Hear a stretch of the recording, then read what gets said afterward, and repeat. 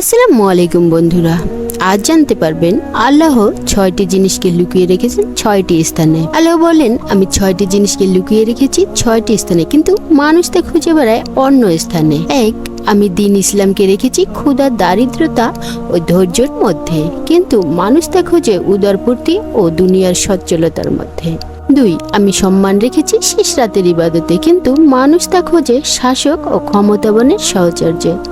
3, আমি সুখ স্বাচ্ছন্দ্য রেখেছি জান্নাতে, কিন্তু মানুষ তা খুঁজে দুনিয়াতে।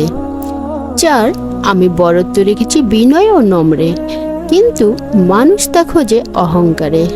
5, আমি ধনী হওয়া রেখেছি অল্প তুষ্টিতেই, কিন্তু মানুষ তা খোঁজে লোভ লালসার মধ্যে। 6, আমি দোয়া কবুল হওয়াকে নিহিত রেখেছি হালাল উপার্জনের মধ্যে, কিন্তু মানুষ তা খোঁজে হারাম উপার্জনের মধ্যে। আল্লাহ পাক আমাদের সকলকে সঠিকভাবে আমল করার তৌফিক দান করুন, আমিন।